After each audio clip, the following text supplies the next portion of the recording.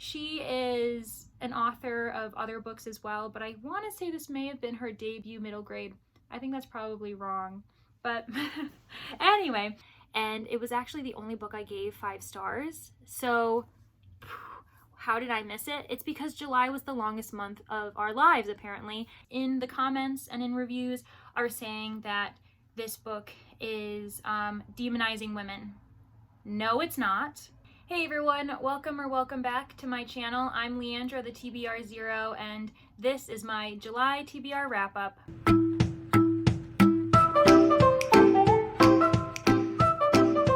I ended up finishing 7 books in July. I finished my 8th in August, and because most of my reading of that book happened in July and I really want to talk about it, I'm clumping it into this July TBR wrap-up, and that's going to be the first book I discuss, actually. It is Manhunt by Gretchen Felker Martin. This is her debut novel. It's a horror dystopian that is actually championed by Carmen Maria Machado. She has written a number of things, but for me, my favorite is Her Body and Other Parties, which is a short story collection that also dips its toes in horror and sci-fi and fantasy, and a lot of the themes focus around gender and sexual orientation and just sexual nature in general, which I really appreciated. So I highly recommend that. And it doesn't surprise me that she would be absolutely in love with this book.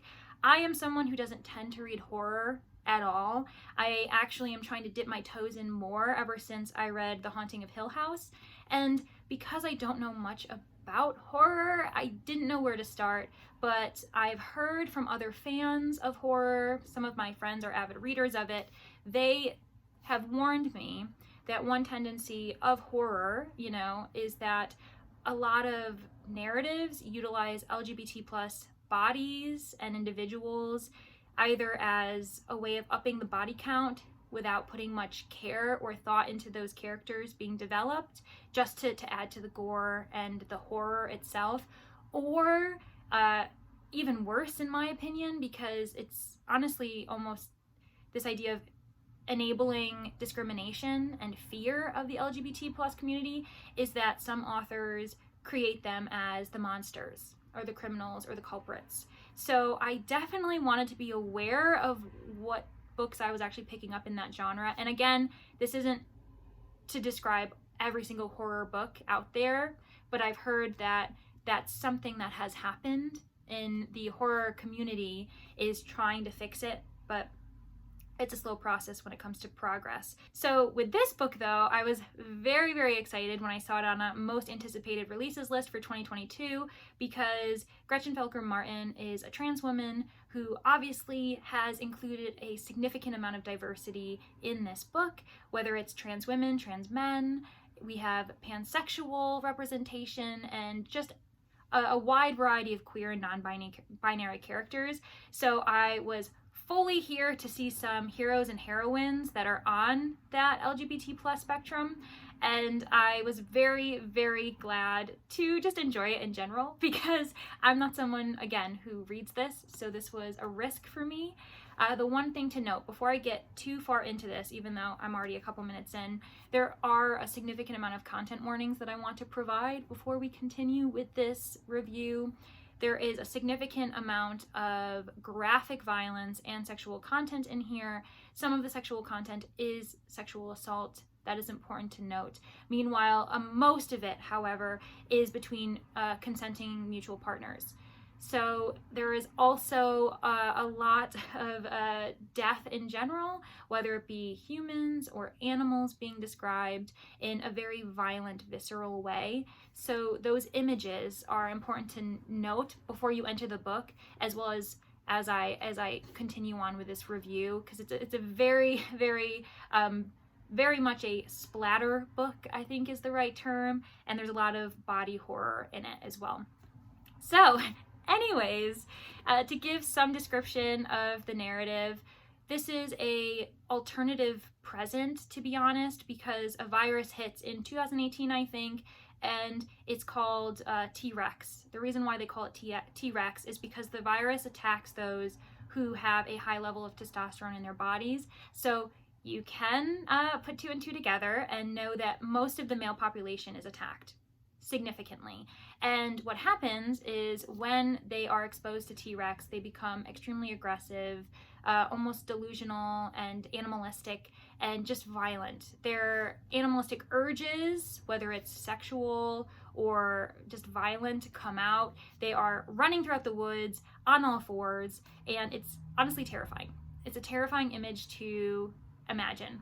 And they are, of course, running in hordes, and they're a huge threat to women, because, and really any human beings that come across them that aren't already infected with the virus, because they then either want to tear you apart and devour you, or they want to assault you and impregnate you with spawn that will also have the virus, because these men can only pass on a Y chromosome, which means any woman who is attacked in that way, she will carry a child that will be male, and that child, already being infected with the virus, once it's matured enough, will eat its way through out of her. It's a terrible image. So I hopefully have put some content warnings down here to let you know that was something I was about to say. So our main characters, we start off with Fran and Beth. They are trans women, and pretty much their job in the beginning of the book is as manhunters. So they go into the woods, go into these deserted areas, and they hunt the wild men that are running around, because they then harvest the parts of their bodies that are high in estrogen. And interesting medical fact, the body part, oh my gosh, the body part with the most or highest level of estrogen are actually the testicles. So that's also a reason for why we have a very cheeky image right there, because they're very highly concentrated with estrogen. They're harvested, and then their friend Indy, who was a prenatal doctor, if I remember correctly, she then knows how to harvest and turn it into estrogen as like medicine supplements. And this is important because obviously trans women must make sure that they have high enough estrogen levels not to be at risk of turning. And women who are pregnant, whether it's with a boy or a girl, they have to make sure that their fetus also is regulated, and because it, like, they can't risk having the child have a spike in testosterone, and then obviously that becomes fatal to them. So this is a very, very crazy book, and I haven't even gotten into the Women Legion that is sprouting up and starting in Baltimore, of all places. And this is pretty much an army of cis women who want to eradicate the earth, not just of, the hordes of wild infected men, but also of trans people and queer, non-binary people. Pretty much anyone who was born with male anatomy, they want to get rid of. And also traitors, so people who actually are in support of welcoming these people into the last bits of humanity left. So Beth and Fran and others are constantly trying to defend themselves. They have to watch their backs, because if it's not a horde of men attacking them, it's going to be these cis women soldiers that they call TERFs, which 100% makes sense. I really found the commentary that this book has on gender, as well as the stress, the emotional, mental, and physical stress that comes with transitioning. And obviously some of these characters are now in a perpetual state of transition because they are unable to continue, since obviously medical practices have completely been demolished since the end of society, and that prevents them from fully transitioning. So it was so hard hitting. I felt for these characters so much, and I was on the edge of my seat. The one thing that I was personally, I guess, I just didn't find the purpose of it as much, was the amount of the mutually consenting sexual content that was going on. For me, when I'm thinking of survival mode, end of times era, the last thing I'm thinking that's a practical thing to do is for people to have sex like all the time and only be thinking about that. It's like, girl, we gotta be focusing. This is survival. This isn't the time. But anyway, the one thing I'm not mad about is the fact that it adds to the literature that involves sex and sexual orientation, because a lot of times it is taboo to feature two characters that aren't cis and aren't straight having sex. So I'm glad that this exists so that people reading it see that it's obviously natural and not something to feel strange about or not to be supportive of. So that was something I was like, yeah, totally cool. I just didn't know if sometimes these characters had the right frame of mind going into like the war that they're about to partake in. The one thing that really frustrates me, however, and it's not about this book, it's the reviews of people who obviously don't understand that this is a dramatization, and also they're taking out generalizations that Belker Martin does not do. She does not say these things, but certain cis women, for instance, in the comments and in reviews are saying that this book is demonizing women. No, it's not. It's showing that not all women are supportive of their fellow women. And those people 100% are not good. They are bad people, or they're people that need to reimagine and rethink what they're talking about when they willingly put down and support inequality for their fellow woman who isn't a cis woman. I always get so frustrated by this, and that's why people like J.K. Rowling, who has a wonderful role in this, is like just these people who don't understand. They think by providing equality to others, it somehow will lessen their own power or get them at risk of inequality, and you don't understand what that means. You aren't a feminist if you aren't in support of other people's equality. So it's just very frustrating when you see people putting down this book simply because they're taking it out of context and generalizing it, which this book 100% doesn't do. I also know that some people don't like the amount of sexual assault that's going on, that it's sensationalized in this book, and I honestly didn't think it was. I am a huge person who's very much against sensationalizing pain and anything like that, but I felt like this was purposeful in the events that were going on. I mean, if we want to talk about sensationalism and just disgusting things, let's talk about It for a second, where there is a child group gangbanging, and it's 6 young boys and 1 young girl, I think, and they're all 11 to 13 years old. Was that necessary? But you don't see anyone freaking out about Stephen King. So at least the content in this book had purpose.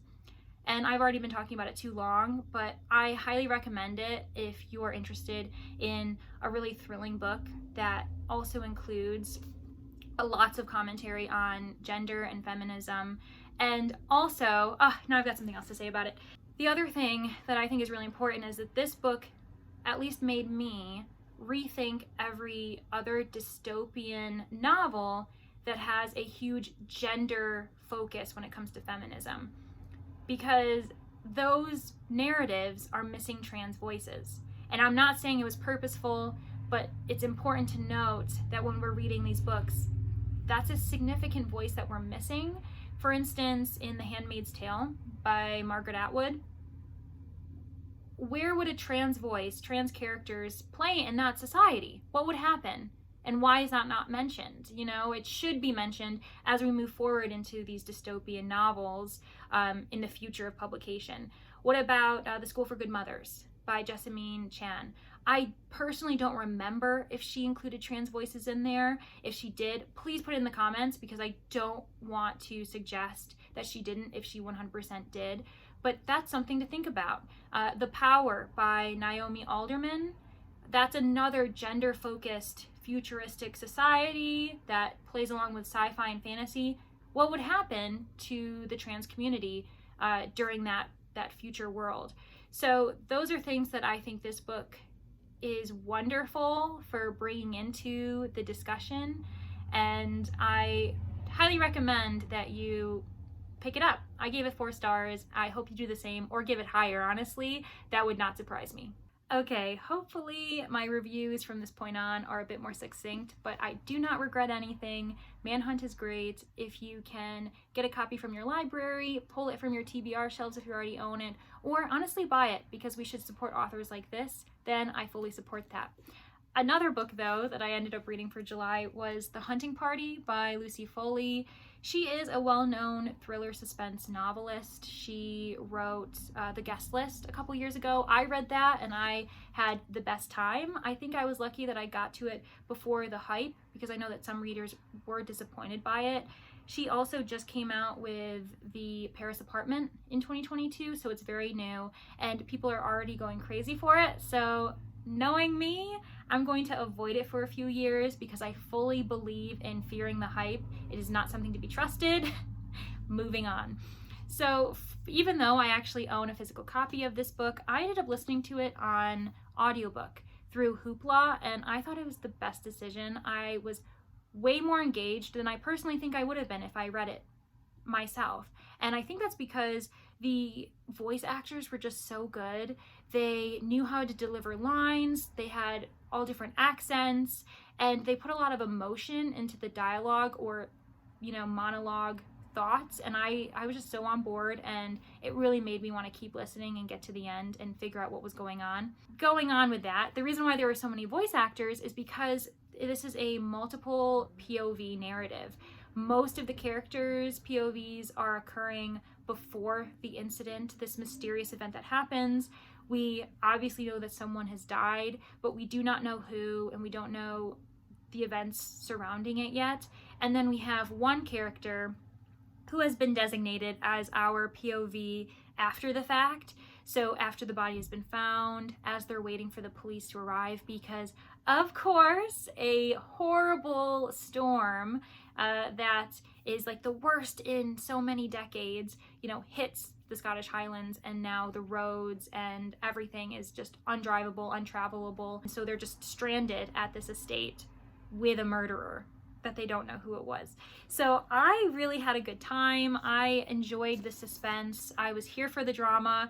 Lucy Foley is very good at creating unlikable characters because they tend to be vindictive, selfish, secretive, and they just poke and prod at each other. And you definitely don't want to know anyone like this in your own life, but to see it on paper and just know that the dysfunction will eventually hit a wall, then we might as well watch the train wreck with some popcorn and a good drink. So I had a good time. I think that the audiobook is the way to go, to be honest. If you really want to become enveloped with the characters and be in their heads, that was the way I did it. I had a really good time. I probably would have given this story 3 stars if I didn't have the audiobook, but because it was so good, I ended up giving it 4 stars. So yeah, an audiobook recommendation. Another book that I actually ended up reading in July was 450 from Paddington by Agatha Christie. I do have a lovely HarperCollins edition, and if you just want a little look-see inside, it's really nice. The introduction is also super informative and thoughtful, so that's why we should be reading introductions if people, think to put them in, because they're usually going to be helping us enrich the narrative even more. But I ended up reading it because I work for the She Done It podcast. If you are a fan of Golden Age detective fiction, of mysteries and true crime, anything surrounding those topics, I highly recommend that you go listen to it and potentially become a member. I ended up reading this for the She Done It book club. We have a book every single month, and because I already owned a copy and I hadn't read it before, I thought this is a perfect opportunity to get it off my TBR shelves. So here we are. And this is a Miss Marple mystery. It's actually the 7th out of the 12 written that she wrote. Basically, Miss Marple's friend, Mrs. McGillicuddy, she is traveling to visit, of course, Miss Marple, and she's on the train from Paddington. And at one point during the journey, she becomes parallel with another train. They're traveling at the same speed for whatever reason, and she sees in the corresponding car a man strangling a woman to death. And then after the deed is done, the trains part ways, and the murderer, the victim, the crime scene all disappear. And strangely, in this mystery, we have an eyewitness, but nothing else. And because a body doesn't end up being found in the next couple days, no one believes her. They think she's just this dramatic old woman who had a nightmare of some sort while she was taking a nap. So no one believes that a crime actually happened except for Miss Marple, who 100% is down for figuring out where the body ended up, what happened, who may have done it, who the body was, because this woman is not identified at the moment. And what's really interesting is Miss Marple takes a back seat for most of the mystery because she's getting older, she's not as mobile. She ends up enlisting this agent. Her name is Lucy, and she gets hired in this like estate home that is, you know, of course filled with all these suspects because it's like this sketchy family with so much dysfunction, which of course you must have in a mystery. And Lucy acts as Miss Marple's eyes and ears.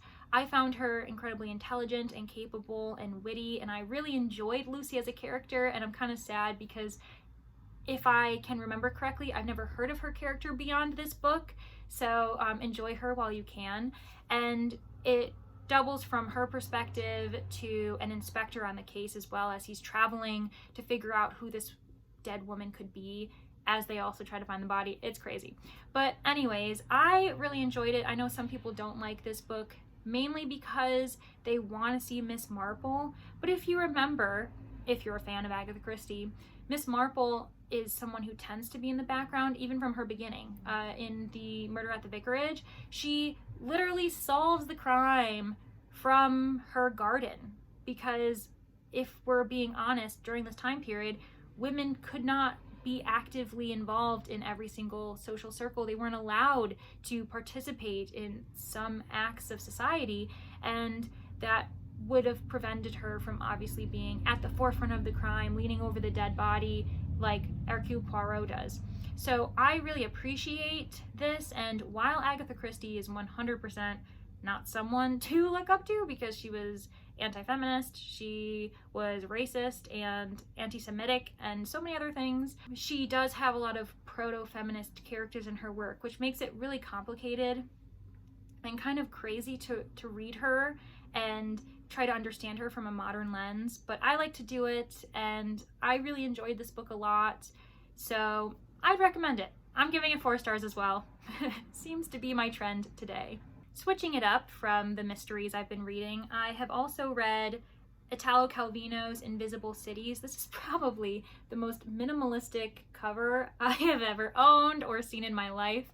But Italo Calvino, he is or was an Italian writer, and much of his work has been translated to English. He's known for writing a lot of Italian folk tales and folklore, but also If on a Winter's Night a Traveler is probably one of his most well-known novels. I read that and I loved it. There is so much metafiction. I think that it is a wild ride for any reader, because while I'm supposed to be reviewing that book, I'm going to talk about If on a Winter's Night a Traveler for a second. So what's interesting about that other novel is that the perspective used is second person. So constantly in the narration, it's you, and you happens to be a reader. So as a reader, you are reading a novel written in the second person of a person who's a reader. It's mind-blowing, and I can't get over that book. If you are super interested in that and think that metafiction is the bomb.com, I highly recommend you get on that train and get it. But for Invisible Cities, this ended up being a buddy read with my friend Phoebe. We both tend to do more buddy reads than we have recently, and so we were like, okay, this summer we're gonna read a book together. And it ended up being this. It's a really short, like 160 pages book, and it's really surrealist, and I'm not a historian. I was never a huge fan of global history in school, so I would love a history lesson from anyone here, because apparently I just don't care that the internet exists and I could look these things up. But the 2 main characters in this book are Kublai Khan and Marco Polo. They are in conversation about Marco Polo's travels throughout Kublai Khan's growing empire. I don't know if they existed in history together, if they communicated, if Marco Polo did do a lot of adventuring under the rule of Kublai Khan. So let me know. I just read this as a fun, surrealist book. And Phoebe didn't know either. So we're both continuing to be in the dark.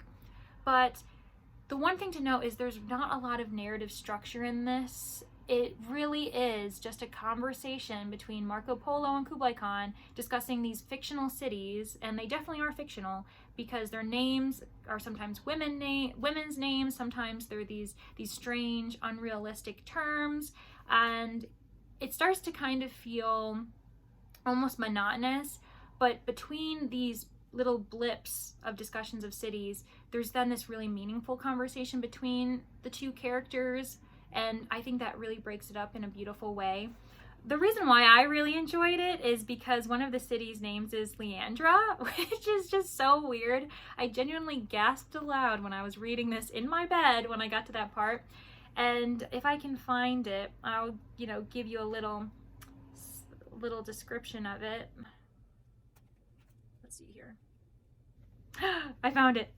I've decided to change my mind, but the first line is, "Gods of two species protect the city of Leandra." I love that. Anyway, so I think that this is another really fun kind of metafiction read because there's a lot of speculative fiction going on. There is some fantasy and sci-fi, especially because some of the cities are so absurd. But of course, there's this really fascinating philosophy behind why they're built the way they are, behind their culture. It's really insane, and it's really short, so if you have it at your library, if you own it, whatever, this is probably a really interesting book. Probably not for someone who's trying to get out of a reading slump, but if you're just looking for something out of the box, then yeah, I recommend it. I think I would give it 3 stars, but because it has my name on it, I'm giving it 4, and I'm allowed to do that because ratings are subjective anyway. Another buddy read that I did, but this was with a group of bookstagrammers who are really big fans of cozy mysteries, was It Takes Two to Mango by Carrie Doyle. I did this as a part of an Island Mysteries vlog. I'll put the link down below if you're interested in that. But I'm someone who obviously tends to read mysteries, but cozy mysteries as a subgenre is something I don't tend to read. There's so many, and I feel the same way with any genre that I'm not familiar with. Because I haven't slowly grown into it, now as an adult trying to figure out which books to read, I'm like, where do I start? This is overwhelming. So instead I just continue to read my comfort reads. But I took a chance because I really wanted to read something island-esque, and I'm a huge fan of Death in Paradise, which I've mentioned before, and so I think I was binging it at the moment when I bought this, and I was just like, craving a mystery read that was on an island. So here we are. It features Plum Lockhart. She is a fast-paced journalist that focuses in travel magazines, and she lives in New York City, but the magazine she currently works for ends up folding and she loses her job. And because the market for that type of industry is just honestly dying out, it's quite unfortunate, but that's the case. She is at a loss of what to do. She's at her wit's end, and she gets this job opportunity to switch careers and become a villa broker on the fictional island of Paraíso. And I really enjoyed how shocking the transition from New York City to this very relaxed island life was for Plum. I think a lot of people find her abrasive, but I mean, I ate it up. I found her quite funny and humorous, and the narrator joins in the jokes, making fun of her hypocrisy as she's growing and becoming a more adaptable person. And anyway, so the mystery that happens is as she's pretty much hating her life gets worse because one of her guests at the villa that she recently rented out, Casa Mango, ends up being murdered. Originally, everyone thinks it's an accident, a fumbling drunk, and he falls and he ends up hitting his head and dying. But it's actually Plum who encourages them to look into it deeper. She didn't feel like there was something wasn't right, and she felt that justice wasn't being served properly. And once they look into it more, they realize that it actually is murder. And so while Plum is fighting her way, trying to find a reason to get back to New York City and away from this island that is just her complete opposite, she actually teams up with the head of security, Juan Kevin, and they end up really creating this bond as amateur detectives as they're trying to figure out and sift through the clues and find the correct suspect who actually did do the murder. So I really enjoyed the chemistry, so if you're interested in the romance part, highly recommend it. I really enjoyed the contrast of two cultures having to somehow work together or see the strengths in each other while they're accepting, you know, what they view as the faults of certain cultures. And that goes with Plum as well. I think that the island itself becomes more understanding of her, like her community ends up accepting her a bit more by the end of this book. And I just thought this was a really warm and, you know, cozy read, to use that term. Yeah, so I highly recommend it. I ended up giving this also 4 stars, I think, and I 100% will be reading book 2 for this month, which is August, because the book club of Bookstagrammers have decided to continue with the series and read the second one. So yeah, I'm really looking forward to it. It was a fun book to discuss as well. On the theme of island mysteries, I might as well add that I also read A Meditation on Murder by Robert Thorogood. This is also a part of that mystery Island Mysteries vlog, and this is the creator of Death in Paradise, who then turned it into book form. It's quite interesting that it went from TV show to book adaptation, because obviously that doesn't tend to be the way that transition happens. But I ended up reading this with my mom because we're both avid watchers of the show, and thankfully we ended up loving this as well. So in this mystery, it is on the fictional island of Sainte Marie. So what's interesting is that they're both Caribbean islands, but with It Takes Two to Mango, we have Spanish influence, but with A Meditation on Murder, we have French influence for this Caribbean island. So just something to think about. I thought that was really a fascinating difference between the two out of the many differences that exist. But we have this resort for, you know, the higher elite, or at least financially elite people, and the owner of this elite resort ends up being murdered, but in a very unique way, because they're in a locked room. It's called the meditation space, and he and I believe 5 other guests are in that space with him, with the door locked from the inside, and they're all in a trance, they're all meditating, and when they return, they end up finding him brutally stabbed to death. Like, this is a very, very violent murder that happened in a very tranquil morning meditation center. So this was really fascinating. I had a really good time seeing my favorite characters depicted in, you know, sentence form. We have D.I. Richard Poole, we also have Camille Bordeaux, and they're really like the 2 leaders of this investigating team, and I had a good time. I really enjoyed it. I think that it's kind of a slow mystery, to be honest. There was times where I was like, come on, we need a break in the case, what's going on? But I also was just really enjoying the atmosphere and the characters. So I really wasn't in that much of a hurry, because I was just getting to know the actual world a little bit better. And my mom was feeling the same way. I personally had guessed who the murderer was, but my mom hadn't.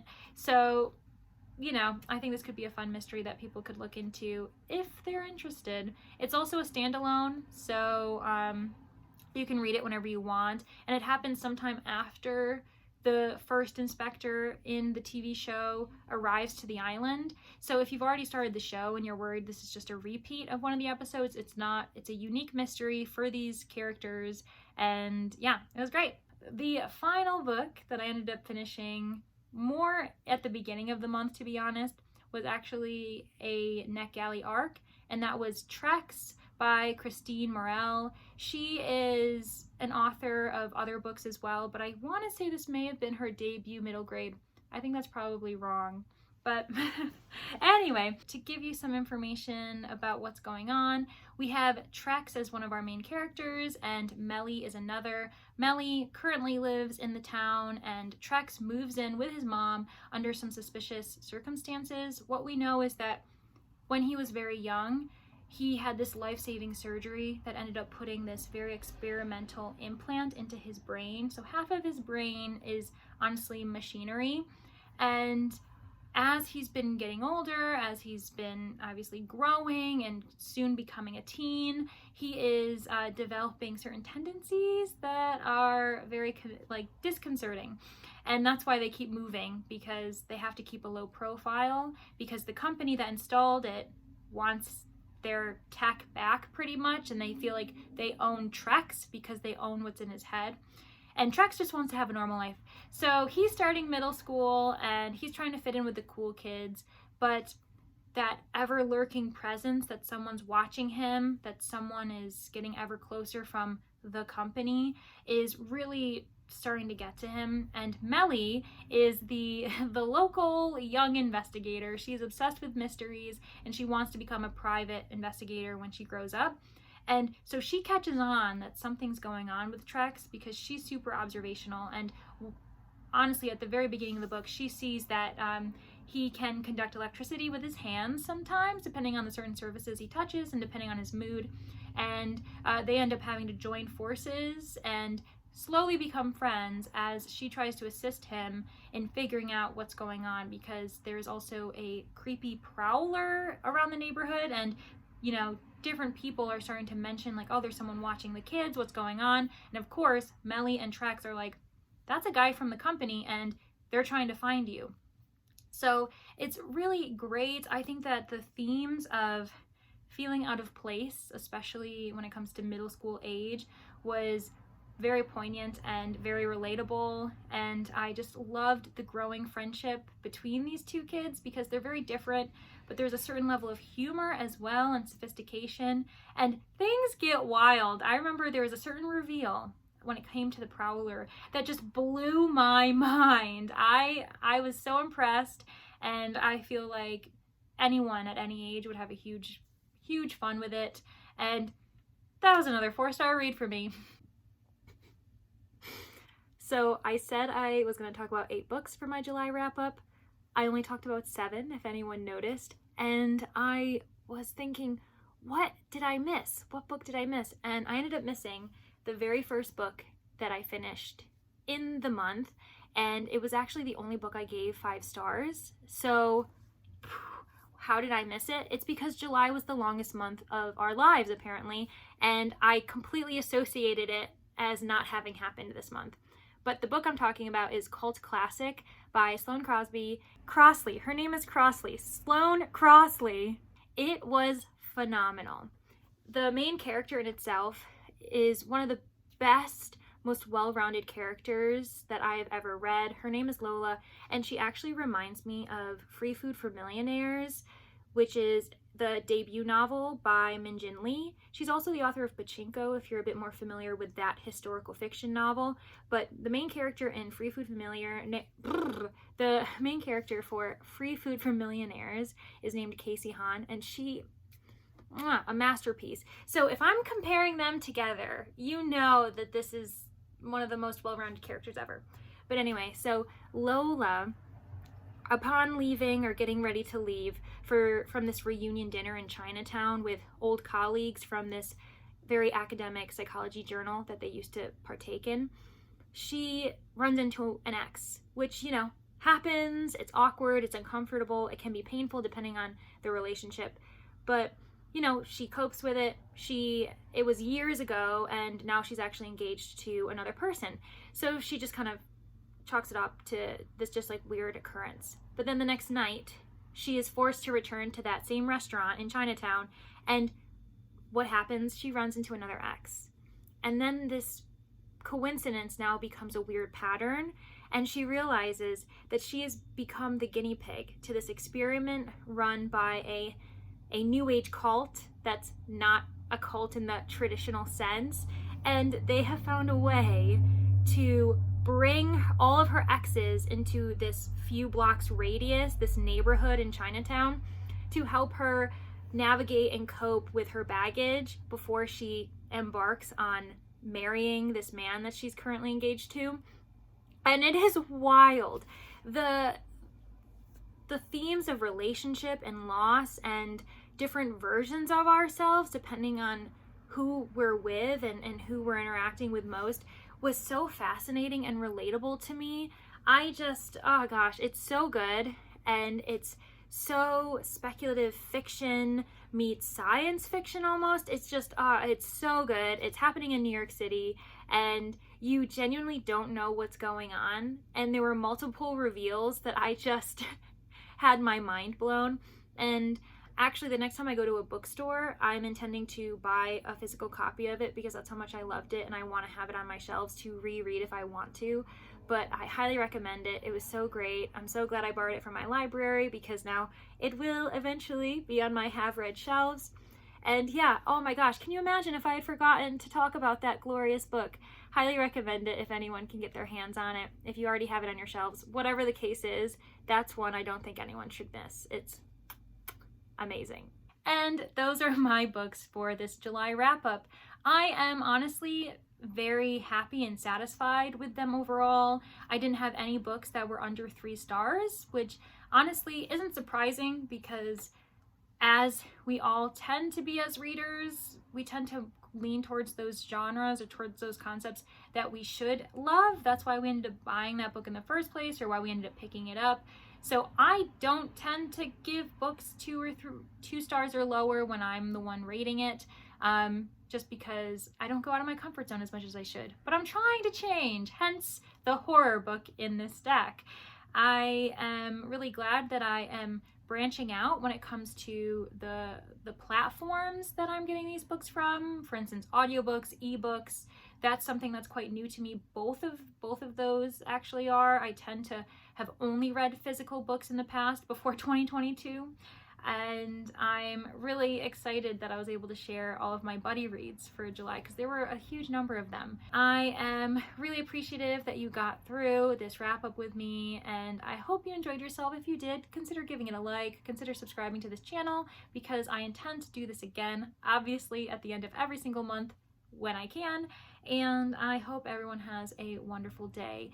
Also, if you have read any of these books, I should have said that before. Oh god, I never know how to finish videos. I swear I never know how to finish videos. If you have read any of these books prior, I would love to know what your thoughts were. Did you have similar feelings, whether they were good or bad? And also, what did you end up reading in July? My TBR shelves are already full, but my mental TBR is able to be as long as it wants. So yeah, I'd love any suggestions you have, and maybe I can find it at my local library. Thank you, everyone. The video is finally over. I hope you have a great day. Bye!